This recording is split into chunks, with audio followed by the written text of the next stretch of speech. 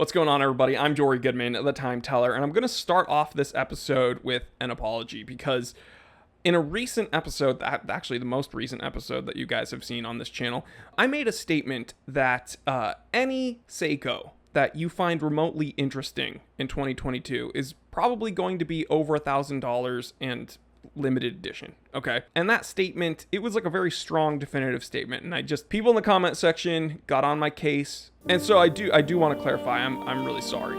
I am sorry for being correct. Okay. I'm sorry for being right. 24/7. You know the burden that puts on me being correct 24/7. Dude.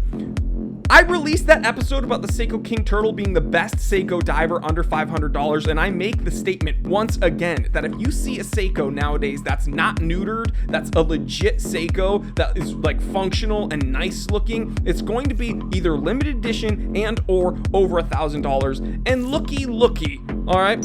Here's a really nice one. Shoutout wind-up watches. Pro Specs automatic. This is going actually by an old school reference number, I believe. 6105 8000.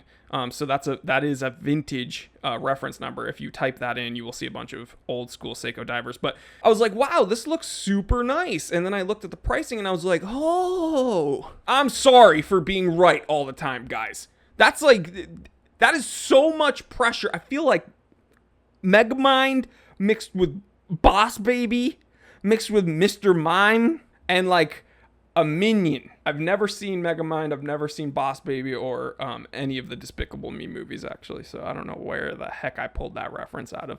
Mr. Mime, though, I've played Pokemon, so I mean, whatever. Clown. Everything floats down here, Georgie. Different clown. Okay. It is 4:54 p.m. Let's get down to business.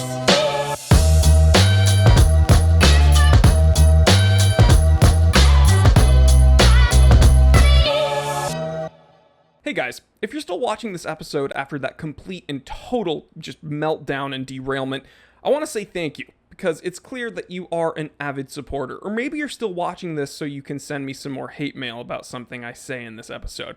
Either way, thank you for interacting with me, thank you for engaging with my content. Speaking of content, we have a bunch of really long-form content plus interviews over on the Things That Keep Me Up at Night podcast. That's right, we have a podcast, and we've just broken past 1,000 subscribers over there, and things are going crazy. We've interviewed an armored car guard about a Brinks truck that got looted of $150 million worth of watches. We've interviewed someone who's a moon landing denier. We've interviewed a 9/11 conspiracy theorist. We've interviewed the hosts of Watch Cringe. So it's just a bunch of stuff. Guys, we have so much more that we're going to do on that, and we upload regularly. So please check out the Things That Keep Me Up at Night podcast. Link in the description below, and you can listen to it on Spotify, Apple Podcasts, Google Podcasts, Anchor, wherever you find your podcasts. Listen to it. But coming back to this watch, the watch of the hour, the 6105 8000. I saw this on Instagram. I follow Wind Up. Really cool company. They have a bunch of really cool photos and a bunch of really cool products that you can shop. I'll leave a link to their website in the description below. I'm not affiliated with them at all. This watch isn't perfect, okay? Of course, I'm complaining about that price tag because, like, if you find a Seiko that's remotely cool nowadays, you're going to be spending a lot of money. Oh, God, I don't know if Mike picked that up, but I get so tense during these rant episodes that I need like an adjustment. Someone come here and blow my back out, please.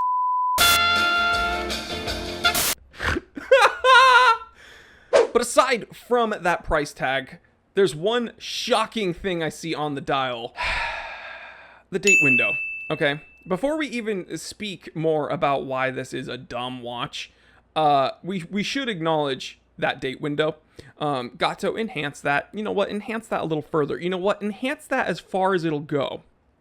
Not only did they choose the forbidden 430 placement of the date window, they chose a circular date window. So if that placement, the orientation, wasn't an afterthought enough, they were like, yeah, don't border it at all and just kind of punch it out the dial. We'll just, it's just gonna be there. Screw that. It is such an afterthought. It looks so unfinished and disgusting. If I just cover it up with my cursor, it looks better. Okay, the watch is gorgeous. Other than that, we see a 3 o'clock crown, very Seiko case. This is the quintessential Seiko diver. Looks beautiful, looks sharp, looks vintage. In fact, when we go down here to some of these other, again, these are media photos, so take it with a grain of salt. It's not necessarily indicative of what you will receive. Look at this finishing here, man. On the sides of the case. Looks very, very nice. I don't know if this is $1,100 nice, though. You're getting a sapphire crystal in-house movement, 200 meter water resistance rating. Kind of makes me want the King Turtle still, though. Because with the King Turtle, you're getting a sapphire crystal, a 200-meter water resistance rating, a 3 o'clock crown, and no disgusting afterthought date window. So yeah, I'm showing you this for two reasons. Number one, this is something that I can complain about, and let's be honest, that's like the majority of what I do on this channel is complain. But also because I want this to kind of bring to the forefront the appreciation we should have of these other manufacturers that are truly giving us spec monsters, right? There's a plethora of micro brands that I've reviewed here on this channel that have crazy specs for a whole lot less money.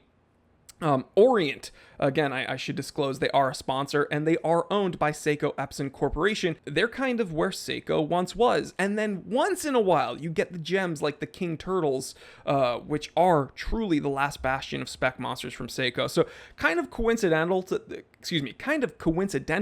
that I dropped that episode with the King Turtle, and then, you know, this one gets announced, and this is absolutely not a spec monster like whatsoever. Now there are two variants to choose from. You can see a white dial here that we've been looking at, or here the black dial with gold accents. This definitely reminds me of a turtle.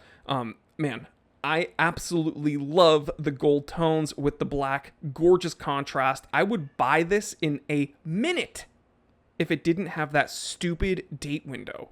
Guys, look at that one here. That takes away from the... I get it. They're like, oh, well, more bang per buck, right? We're giving you a complication on the watch. If it looks like that, then just let it go. We see drilled lugs. Very, very nice.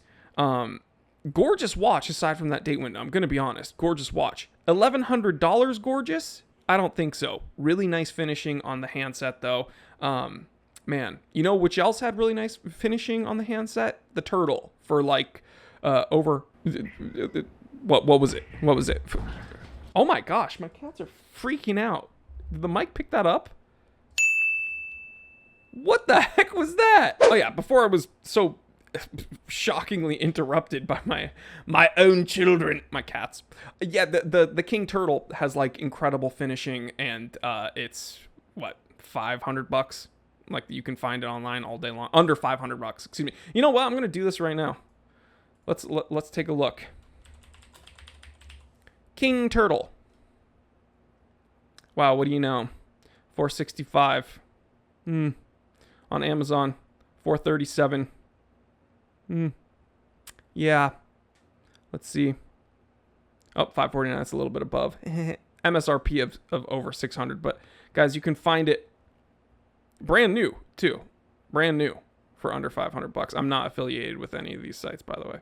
So, yeah, kind of makes me appreciate the true spec monsters when I see watches like this. Now, people are going to bug me for the specs of this watch, and it's decent, guys. We can see here, stainless steel. It has the 6R movement, opposed to the 4R in the King Turtle. Automatic date, which shouldn't be there. Sapphire crystal, 200-meter water resistance rating, 41 diameter, 46.9 millimeter lug to lug, 12.3 millimeter thickness, 20 millimeter lugs, reference number SPB313. So, okay.